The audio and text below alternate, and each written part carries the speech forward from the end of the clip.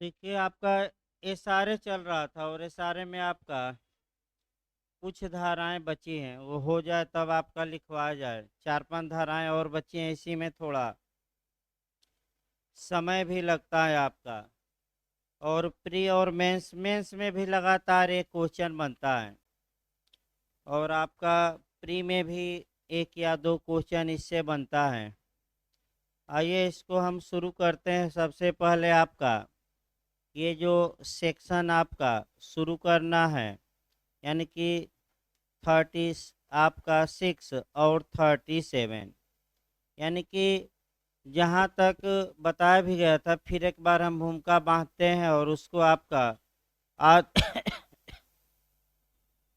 Detail में हम बताते हैं। और उसमें आपका कुछ टेक्निकल पॉइंट भी हैं जो आपका बिहार में अलग से पूछा गया है क्वेश्चन, वो भी हम बताएंगे कैसे बिहार में क्वेश्चन अलग से बना है। देखिए आपका जो इंजेक्शन पहले समझिए, यानी कि व्यादेश क्या होता है। जहाँ तक इंजेक्शन या आपका व्यादेश की बात है, जो इंजेक्शन शब्द है वह सीपीसी में कहीं डिफाइन नहीं है। यानी कि पहला क्वेश्चन आपका ये उठता है कि जो व्यादेश है या इंजेक्शन शब्द है वह सीपीसी में कहाँ परिभाषित है। तो किसी भी धारा में आपका परिभाषित नहीं है। तो दूसरा क्वेश्चन ये आता है कि आखिर इंजेक्शन होता क्या है, यानी कि व्यादेश होता क्या है। और तो व्यादेश एक प्रकार का न्यायालय द्वारा दिया गया आर्डर या आदेश होता है। तो आखिर अब अगला क्वेश्चन ये आया कि जब न्यायालय आर्डर देता है तो ऐसे आर्डर के तहत क्या करता है। तो एक लाइन में आप सटीक परिभाषा बताएंगे।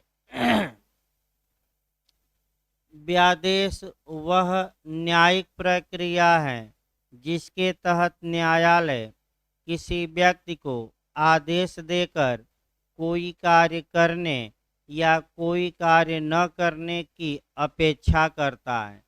यानी कि न्यायालय द्वारा दिया गया एक ऐसा आदेश जिसके तहत न्यायालय किसी व्यक्ति को कोई कार्य करने या न करने का अपेक्षा करता है।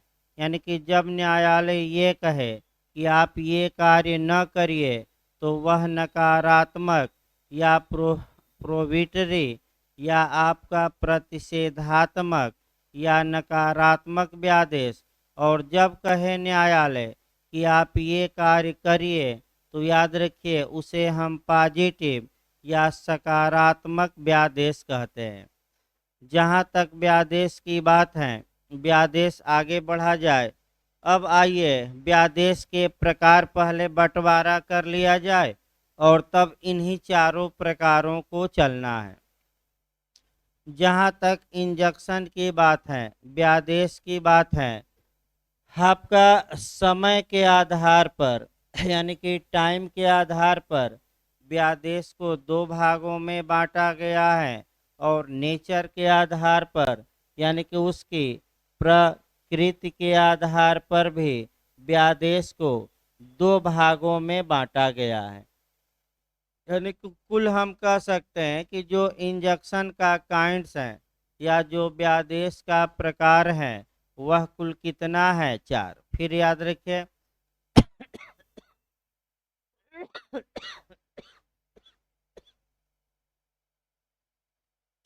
इस समय के आधार पर दो भागों में और नेचर के आधार पर दो भागों में पहले 4 जो ये प्रकार हैं उनके बारे में थोड़ा थोड़ा समझा जाता है। पहला आपका समय के आधार पर अस्थाई। अस्थाई यानी कि टेम्पररी भी कहा जाता है, यानी कि टेम्पररी इंजेक्शन या अस्थाई इंजेक्शन, या इसको हम कहते हैं वादकालीन व्यादेश या अंतःकालीन व्यादेश। तो अगर वादकालीन व्यादेश भी आपका पूछे, लेकिन इन या कह सकते हैं कि अंतःकालीन आपका व्यादेश पूछे या अस्थाई व्यादेश पूछे तो ये आपका पहला प्रकार हुआ।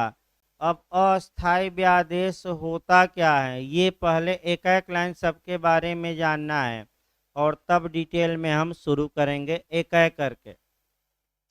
यानी कि अस्थाई व्यादेश जो होता है वह निर्णय के पहले जारी किया जाता है। ये जारी करना न्यायालय का विवेकाधिकार होता है।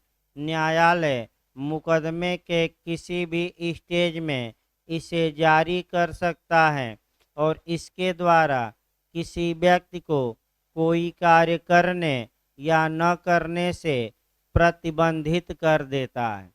तो अस्थाई व्यादेश आपका कब तक बना रहेगा, जब तक कि न्यायालय अगला कोई आदेश न दे दे। तो समस्या ये आई कि अस्थाई व्यादेश कहाँ से गवर्न होगा, एसआरए से होगा कि सीपीसी से। तो अस्थाई व्यादेश आपका एसआरए से गवर्न न होकर ये आपका the code of civil procedure से गवर्न होगा और इसके लिए हम बताएंगे धारा 94 और रीड विथ आर्डर 39। अभी हम शुरू करेंगे इसका, अभी तो सिद्धांत तमाम बातें देखनी है। तो यानी कि जब मुकदमा पेंडिंग हो या जब वाद लंबित हो, यानी कि जब वाद सब जुडिस हो ये भी कह सकते हैं, या जब मुकदमा लंबित हो, उस दौरान वादग्रस्त संपत्ति को सुरक्षित रखा जाए, उसमें कोई चेंजिंग न लाई जाए। इसके लिए न्यायालय को विवेक प्राप्त है कि वह अस्थाई व्यादेश यानी कि जब तक निर्णय न आ जाए तब तक के लिए प्रतिवादी को कोई कार्य करने या न करने से रोक सकता है। ये आपका डिटेल में चलेगा। अब दूसरा जो आपका समय के आधार पर प्रकार है वह परपिचुअल इंजंक्शन, शाश्वत व्यादेश या अस्थाई व्यादेश या हमेशा के लिए व्यादेश। जहाँ तक परपिचुअल इंजंक्शन की बात है, इसको देखिए।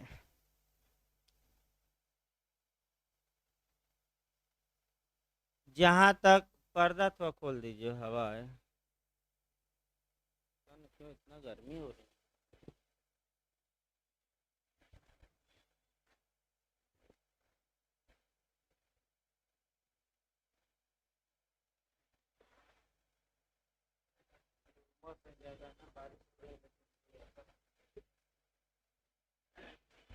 देखिए आपका अस्थाई व्यादेश समझिए।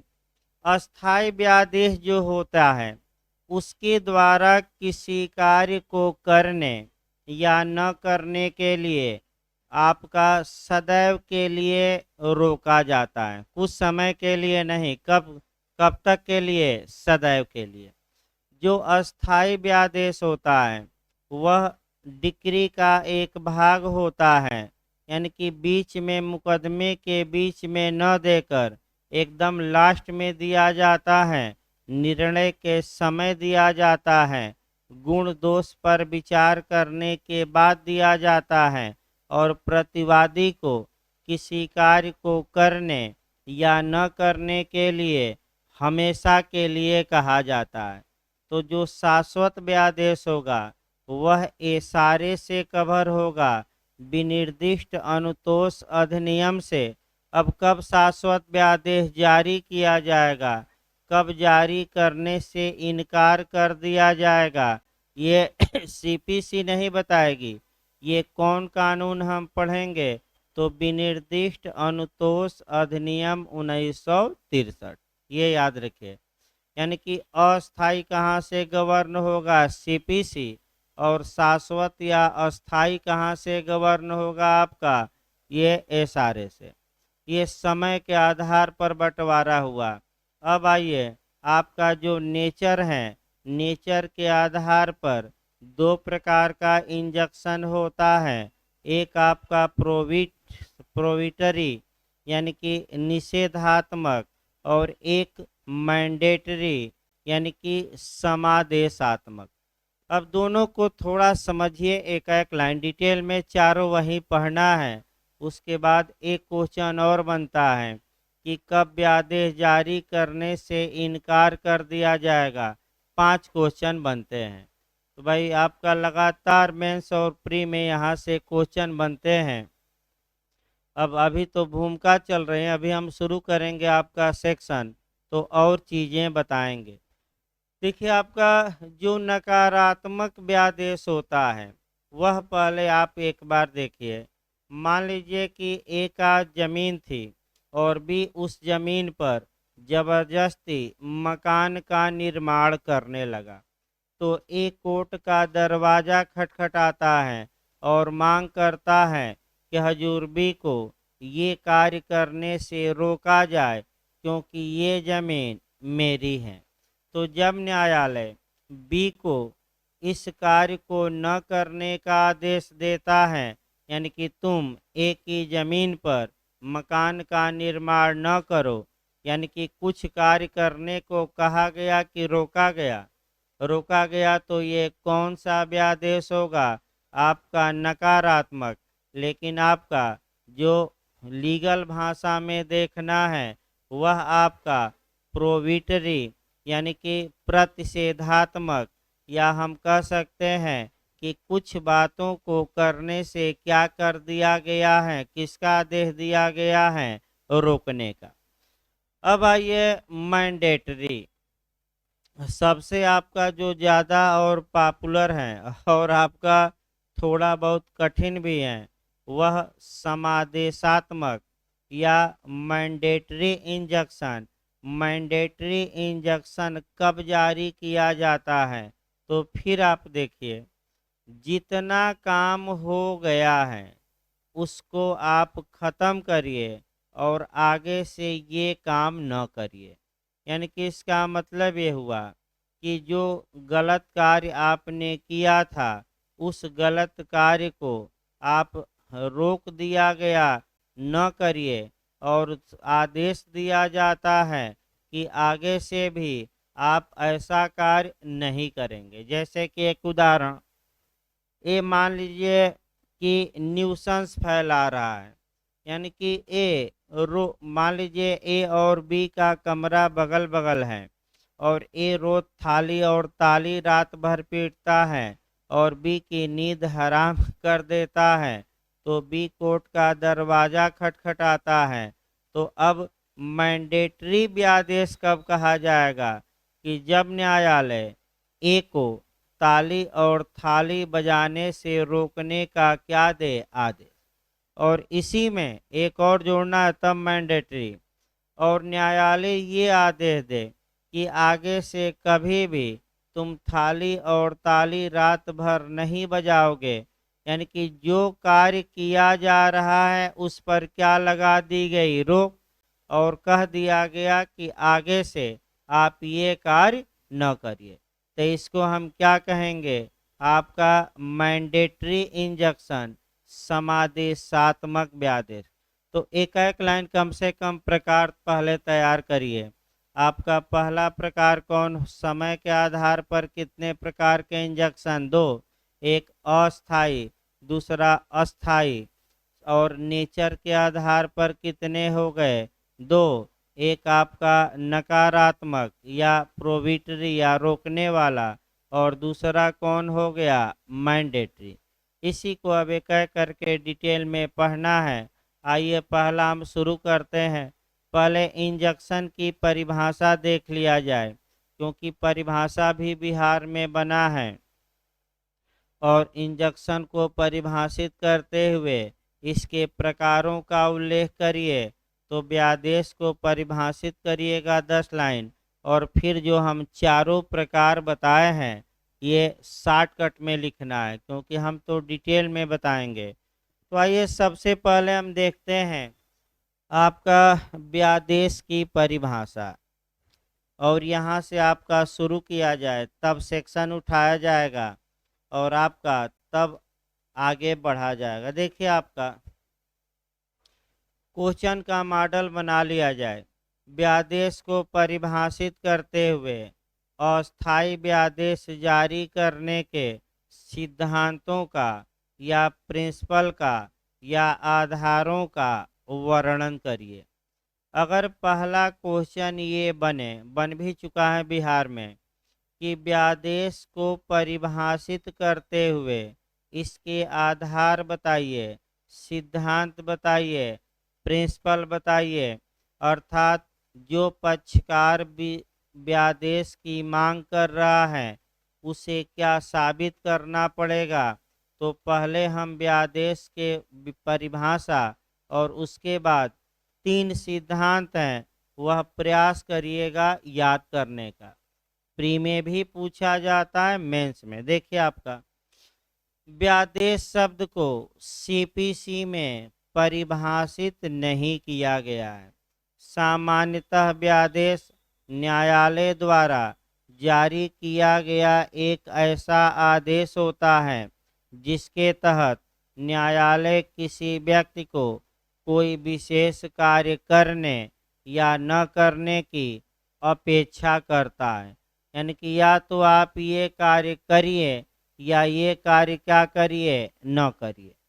जहाँ तक व्यादेश की बात है, आपका व्यादेश जो अस्थायी व्यादेश होता है उसका मुख्य उद्देश्य ये होता है कि वादग्रस्त संपत्ति को सुरक्षित रखा जाए और आपका स्टेटस क्यू यानी कि यथा स्थिति को बनाए रखा जाए। तो आप लोग देखते होंगे कि आपका कई मकानों पर लिखा रहता है कि इस मकान पर बेचने खरीदने और नए निर्माण पर न्यायालय ने रोक लगा दी है। तो कब रोक लगा दी है, इसका मतलब ये हुआ कि न्यायालय ने इस बात से रोक दिया है कि स्टेटस क्यू बनाए रखा जाए। स्टेटस क्यू का मतलब ये हुआ यथा स्थिति बनाए रखा जाए, यानी कि वर्तमान में जिस हालात में संपत्ति है उसमें कोई चेंजिंग न की जाए। तो हम कहते हैं कि न्यायालय ने स्टेटस क्यू यानी कि यथा स्थिति बनाए रखने का आदेश दिया है।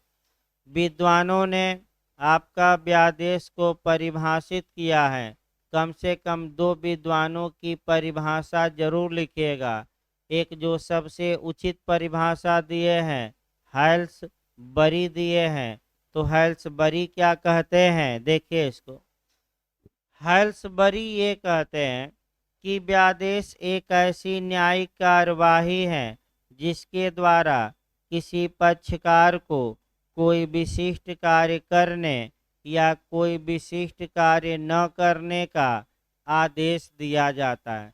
तो वहीं तो हमने सामान्य बातों में भी बताया कि एक ये जुडिशियल प्रोसीडिंग है, इसके द्वारा किसी व्यक्ति को कोई स्पेशल कार्य करने या न करने के लिए आदेशित किया जाता है। और यही परिभाषा कौन दे रहे हैं, हेल्स बरी। जहाँ तक अस्थायी, अब आइए आपका सेक्शन वाइज चला जाए और व्यादेश के एक एक प्रकार देखा जाए और इसी में सिद्धांत। सेक्शन निकाल लीजिए आपका 36। भाई एक एक करके चलता रहा जाए, सेक्शन भी आगे बढ़ता रहे। अब अध्याय 7 आपका जनरली इंजक्शन के बारे में है। आपका 2 धाराएं हैं इसमें, आपका धारा 36 और धारा 37।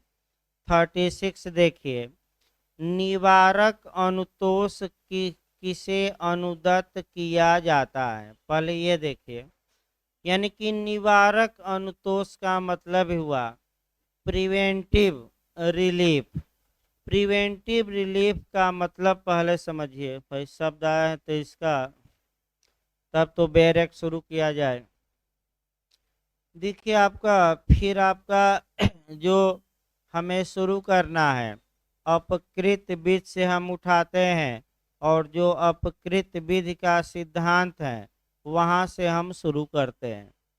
आपका यूबी जस आईबी रेमेडियम, यानी कि हम बताए भी थे आपका कि एसबी बनाम व्हाइट के बाद में 1703 ईस्वी में जस्टिस होल्ट ने यह निर्णय दिया था कि यदि वादी के पास कोई राइट है और उस राइट का वायलेशन होता है तो वादी को यह हक होगा कि वह न्यायालय से रेमडी प्राप्त करे, अनुतोष प्राप्त करे, क्योंकि बिना अनुतोष के अधिकार की बात सोचना बेकार है, व्यर्थ है।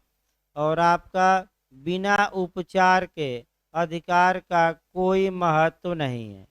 इस आधार पर हमने बताया था अनुच्छेद 32 को बताना भी आगे। आर्टिकल 32 को हम बताए थे आपका कि अनुच्छेद जो 32 है वह संवैधानिक उपचारों का प्रावधान करता है। स्वयं में एक फंडामेंटल राइट है, ये भी आईएएस में पूछा गया है। अनुच्छेद यानी कि उच्चतम न्यायालय में मूल अधिकारों के लिए समावेदन करने का जो अधिकार हमें अनुच्छेद 32 में है, ये एक उपचारात्मक अधिकार है, प्रोसीजरल अधिकार है, लेकिन एक फंडामेंटल राइट भी है, क्योंकि अनुच्छेद 12 से लेकर 35 तक में जो मूल अधिकार दिए गए हैं उसी बीच में ये क्या है, समाहित। तो ऐसी दशा में अब समस्या यहाँ देखिए, इसीलिए डॉक्टर भीमराव अंबेडकर ने अनुच्छेद 32 को आपका संविधान के हृदय और आत्मा कहा है। क्यों कहा है? क्योंकि बिना रेमडी के राइट का कोई मतलब नहीं। सेम अब आइए आपका मने इशारे में आइए इसी उदाहरण को लेकर। अगर वादी के पास कोई अधिकार है और उस अधिकार में कोई खलल डालता है, यानी कि अतिक्रमण करता है, वायलेशन करता है, तो वादी को हक होगा कि ऐसे अधिकार में खलल डालने वालों के खिलाफ वह मुकदमा करके और इस पर रोक लगा सके, यानी कि आपका कह सकते हैं कि इसको प्रोहिबिटेड कर सके।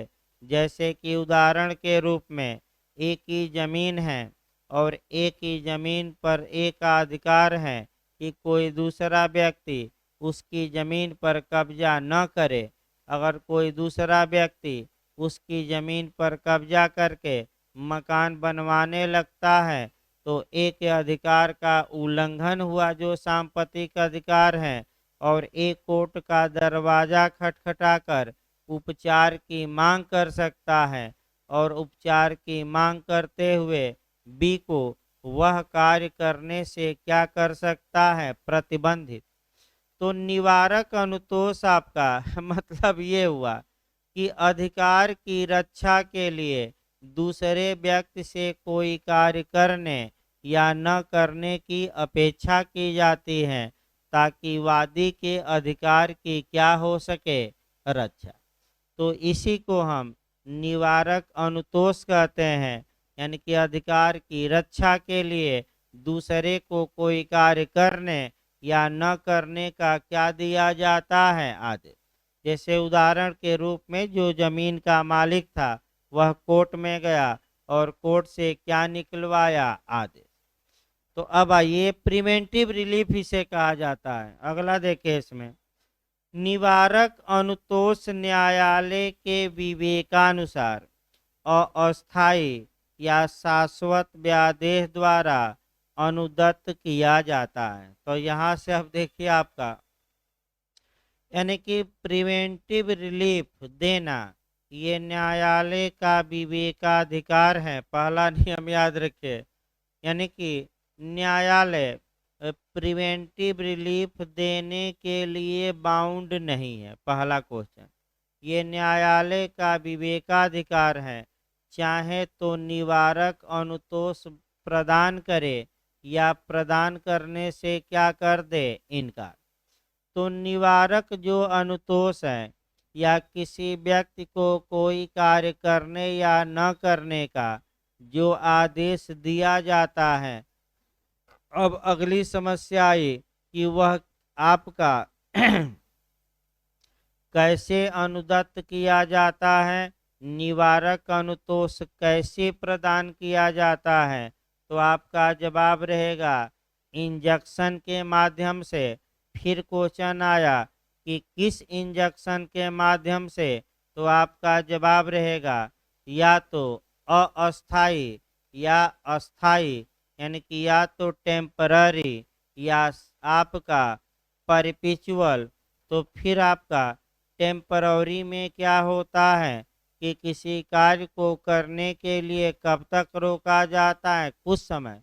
और अस्थाई में क्या होता है, हमेशा के लिए। तो बताइए निवारक अनुतोष कैसे प्रदान किया जाएगा, व्यादेश जारी करके। कौन कौन से व्यादेश प्रिवेंटिव रिलीफ के लिए जारी किए जा सकते हैं, अस्थाई अस्थाई दोनों, इनमें से कोई नहीं। तो क्या मार्क कराएंगे, दोनों।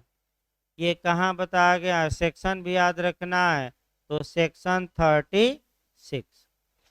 अब आइए धारा 37 देखिए। अब धारा 37 अस्थाई और शाश्वत व्यादेश कब जारी किया जाएगा और किस कानून से गवर्न होगा, इसकी बात करती है। यानी कि सेक्शन आपका 37 में टेम्पररी और आपका परपिचुअल इंजेक्शन कब जारी होगा और किस कानून से गवर्न होगा, इसका प्रावधान किया गया। देखिए कह करके इसमें बैरेक की भाषा पहले देखिए, उसके बाद आपका अस्थाई और शाश्वत व्यादेश। पहला खंड देखिए, खंड वाइज बिहार में पूछा है। पहला खंड आपका टेम्पररी इंजेक्शन के बारे में है और दूसरा खंड आपका शाश्वत या परपिचुअल या हमेशा के लिए आदेश जो दिया जाता है। भाई क्लास वाइज यहाँ याद रखना है। सेक्शन 37 का पहला क्लास किससे रिलेटेड है, टेम्पररी से। और परपिचुअल से कौन सा रिलेटेड है, तो आपका सेक्शन 37 का कौन सा क्लास, दूसरा। ये कम से कम याद रहे। अब देखिए आपका अस्थाई पहला खंड देखिए। अस्थाई व्यादेश ऐसे होते हैं जिन्हें विनिर्दिष्ट समय तक या न्यायालय के अतिरिक्त आदेश तक बने रहना है तथा वे वाद के किसी भी प्रक्रम में अनुदत्त किए जा सकेंगे और सिविल प्रक्रिया संहिता 1908 द्वारा विनियमित होते हैं। इसका मतलब देखिए, अर्थात जो अस्थाई इंजेक्शन होता है वह वाद के किसी भी प्रक्रम में जारी किया जा सकता है। यानी कि जैसे ही मुकदमा दायर किया गया वैसे भी मांग कर सकते हैं, आप बीच में भी कभी मांग कर सकते हैं, लेकिन हर हाल में निर्णय के क्या पहले। क्योंकि निर्णय के बाद जो व्यादेश जारी होगा वह अस्थाई नहीं, वह कौन सा होगा, शाश्वत, अस्थाई। यानी कि इसका मतलब कि निर्णय के पूर्व आपका कह सकते हैं कि कभी भी न्यायालय वाद के किसी भी प्रक्रम पर अस्थाई व्यादेश यानी कि कुछ समय तक के लिए किसी व्यक्ति को कोई कार्य करने से रोकने का आदेश जारी कर सकता है। और ये जो जारी किया जाएगा ये आपका कह सकते हैं कि ये गवर्न किससे होगा, तो इशारे से न होकर सीपीसी से गवर्न होगा। तो अब आपका सीपीसी में जाना पड़ेगा, तो धारा 94 सीपीसी और आदेश कौन सा है आपका 39। लेकिन आपका धारा और ये बताने से पहले आपका अस्थाई व्यादेश के जुरिस्प्रूडेंशियल बेस क्या है, सैद्धांतिक आधार क्या है, बेस क्या है, या सिद्धांत जानना पड़ेगा। देखिए आपका पहले सिद्धांत, अच्छे से तीनों सिद्धांत याद रखिए।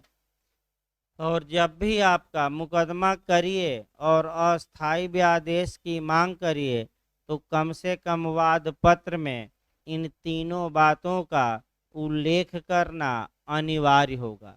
अगर आपने दो बातों का उल्लेख किया और एक बात छूट गई तो न्यायालय आपके फेवर में आपका इंजंक्शन जारी करने से क्या कर सकता है, इनकार। तो तीन आधार हैं, इसको प्रयास ये करिए कि अच्छे से भाई तैयार करिए। प्री और मेंस और इंटरव्यू के लिए तीनों के लिए काम करेगा। एक अब उदाहरण बना लिया जाए और तब आपका तीनों को बताया जाए। मान लीजिए ए की ये जमीन है और बी जबरदस्ती आकर इस पर कब्जा करके निर्माण शुरू कर दिया है। अब आइए ए पीड़ित हुआ और ए तुरंत आपका न्यायालय में गया। तो बताइए ए न्यायालय में जाकर किस इंजंक्शन की मांग करेगा? वाद दायर करते, क्योंकि किसी भी प्रकरण पर जारी होंगे तो अस्थायी। और ये डिमांड न्यायालय से करेगा कि हजूर तत्काल बी को हमारी जमीन पर निर्माण करने से क्या किया जाए, रोका जाए। तो जब तत्काल रोका जाए, मुकदमा में अभी फैसला नहीं आया है, तो तत्काल जो रोका जाएगा उसको कौन सा व्यादेश हम कहेंगे, अस्थायी या टेम्पररी। अब ये जब मांग कर रहा है कि हजूर हमारे फेवर में इंजंक्शन जारी किया जाए और बी को यह कार्य करने से क्या किया जाए, रोका जाए, तो ए को निम्नलिखित तीन बातें दर्शानी ही होगी। यानी कि इसका मतलब ये हुआ कि जो इंजंक्शन है अस्थायी वह तीन सिद्धांतों पर आधारित है। ये जुरिस्प्रूडेंशियल बेस हैं या इसको हम आधार कहते हैं। अब आइए एक ऐसी उदाहरण पर बना के चलना है तीनों आधार। पहला आधार यह है कि प्राइमा फेसाई मैटर, यानी कि प्रथम दृष्टया मामला, यानी कि ए को साबित करना पड़ेगा कि जो हमारा मामला है वह प्राइमा फेसाई या सकृत दर्शनी भी कहा जाता है या प्रारंभिक तौर पर या आपका प्रथम दृष्टया, इंग्लिश में प्राइमा फेसाई, ये स्वीकार हैं। अभी हम बताते हैं इसको डिटेल में। दूसरा है आपका अपूरणीय क्षति। अपूरणीय क्षति का मतलब कि हजूर अगर आपने हमारे फेवर में व्यादेश अस्थायी जारी नहीं किया तो हमें अपूरणीय क्षति होगी, यानी कि हमें बहुत बड़ा क्या हो जाएगा, नुकसान। अपूरणीय क्षति, अभी हम इसको ही बताएंगे। और तीसरा आपका सुविधा का संतुलन, यानी कि आपका हमारे फेवर में है, अर्थात आपने अगर हमारे पक्ष में व्यादेश जारी नहीं किया तो हमें ज़्यादा असुविधा होगी, प्रतिवादी को सुविधा होगी। अतः ऐसी दशा में हमारी सुविधा के लिए, हमारे हित की रक्षा के लिए हमारे फेवर में आप क्या करिए, व्यादेश जारी करिए। तो फिर तीन सिद्धांत तो रटे रहिए। कौन कौन है? पहला प्राइमा फेसाई मामला, दूसरा क्या है अपूरणीय क्षति, तीसरा क्या है आपका सुविधा का संतुलन। अब तीनों समझिए अलग अलग, यानी कि इसी उदाहरण में लेकर चलिएगा। अब वादी वाद दायर कर रहा है और न्यायालय से अस्थायी व्यादेश की मांग कर रहा है। तो ऐसी दशा में यह वादी के लिए यह आवश्यक है कि वह न्यायालय को प्राइमा फेसाई प्राथमिक तौर पे या शुरुआती दौर में ये कम से कम विश्वास कराए कि जिस बात की हम डिमांड कर रहे हैं वह मामला सही है और कुछ न कुछ ऐसा साक्ष्य पेश करे जिससे लगे कि हाँ इस जमीन का स्वामी या हकदार कौन है? ए। यानी कि भाई आप कुछ तो दस्तावेज या बातें प्रस्तुत करिए जिससे ये लगे कि हाँ बी ने आप ही की जमीन पर क्या किया है, कब्जा। यानी कि कम से कम शुरुआती दौर में ए अपना मामला स्थापित करे, अर्थात ए कम से कम इतना एविडेंस प्रस्तुत करे जिससे न्यायालय को विश्वास हो जाए कि ए जो कह रहा है वह सही है। ये प्राइमा फेसाई किसको विश्वास हो जाए? न्यायालय को। अब भारतीय साक्ष्य अधिनियम की धारा आप 101 भी इसमें जोड़ सकते हैं। 101 यानी कि 101 देखिए क्या कहती है कि अगर कोई व्यक्ति न्यायालय से चाहता है कि न्यायालय किसी अधिकार या दायित्व के बारे में फैसला दे तो कम से कम प्राइमा फेसाई शुरुआती दौर में कम से कम इतना तो वह न्यायालय में दिखाए कि जो मामला हम लाए हैं उसमें कुछ दम है। यानी कि कोई तो ऐसा दस्तावेज पेश करे कि लगे कि प्राइमा फेसाई मामला सही है और इस जमीन का हकदार कौन है? ए। है पूरी तरह भी साबित नहीं करना है बल्कि न्यायालय के मन में एक क्या दिला देना है? विश्वास। अब दूसरी बात बहुत महत्वपूर्ण है, आपका लिखना ही होगा। फिर हम बता दें, अगर आपने अपने प्लेंट में ये 3 में से कोई भी बात मिस कर दी तो इंजक्शन जारी करने से न्यायालय क्या कर सकता है? इनकार। तो भाई आपका मिस नहीं करना है, तीनों बातों को वाद पत्र में क्या करना पड़ेगा? स्पष्टता दिखाना पड़ेगा। कई लोग परेशान रहते हैं कि वकील साहब ये बात छोड़ दिए। तो भाई जब भी आप वकील साहब हैं, जब भी इंजेक्शन की मांग की जाए तो तीनों बातें एक बार आप क्या करिए? चेक कर लीजिए। दूसरा ये, दूसरा वादी को यानी कि ए को ये दिखाना पड़ेगा कि अगर हजूर आपने हमारे फेवर में आपका व्यादेश जारी नहीं किया और बी को अगर आपने हमारे जमीन पर निर्माण कार्य करने से नहीं रोका तो हमें अपूरणीय क्षति होगी।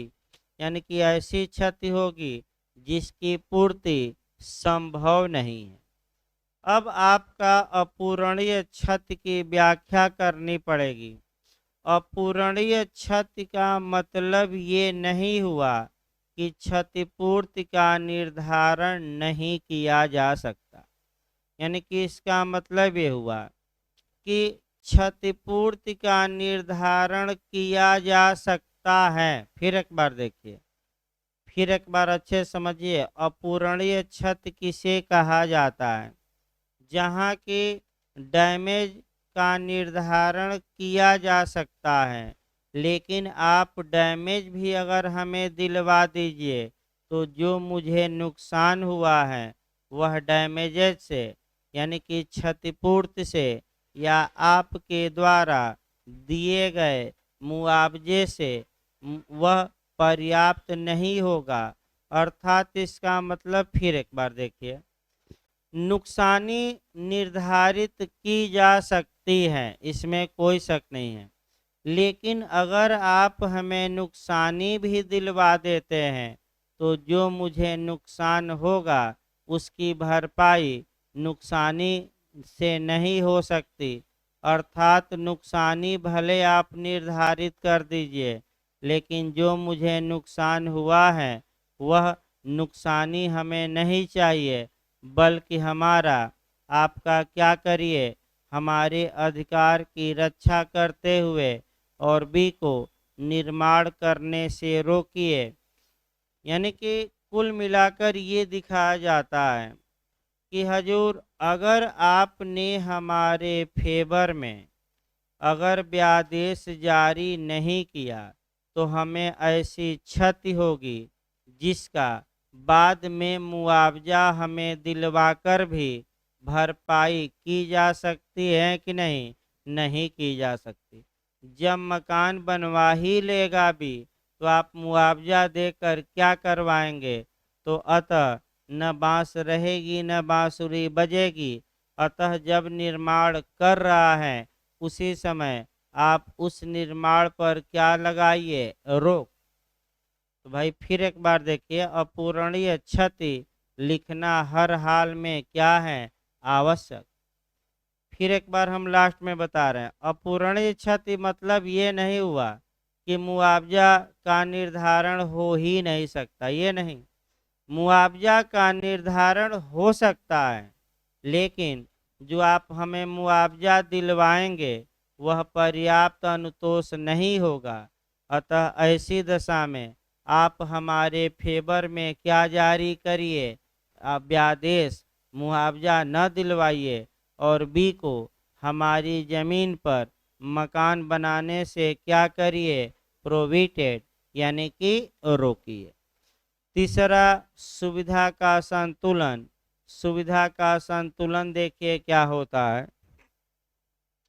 वादी को यह दिखाना पड़ेगा कि जो सुविधा का संतुलन है वह हमारे फेवर में है। अर्थात इसका मतलब ये हुआ कि अगर आपने व्यादेश जारी नहीं किया तो वादी को ज़्यादा असुविधा होगी और प्रतिवादी को सुविधा होगी। अतः हमें सुविधा प्रदान करने के लिए आप हमारे पक्ष में क्या जारी करिए? व्यादेश, ताकि हमें क्या हो? सुविधा। और सुविधा का जो संतुलन है वह क्या है? हमारे फेवर में है। अतः बी को इस जमीन पर मकान बनाने से क्या किया जाए? रोका जाए।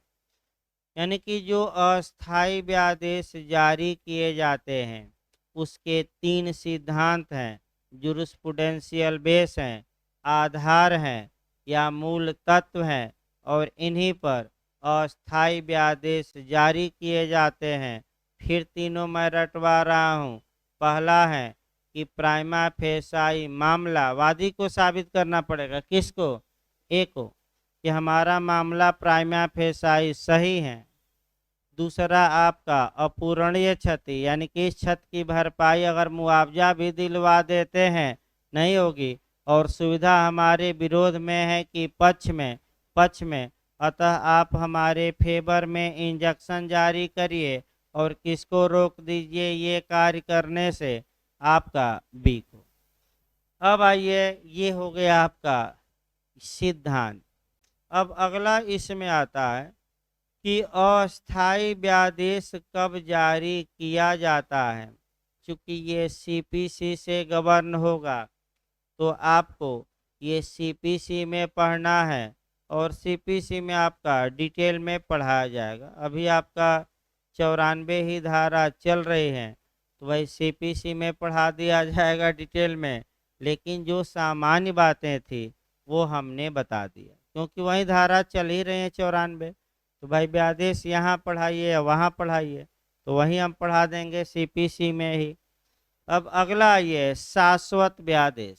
हेड देखिए भाई आपका दूसरा, जो परपिचुअल इंजक्शन होता है, शाश्वत व्यादेश होता है, वह देखिए धारा 37 के क्लाज 2 में परपिचुअल इंजक्शन या शाश्वत व्यादेश हमेशा के लिए आदेश देना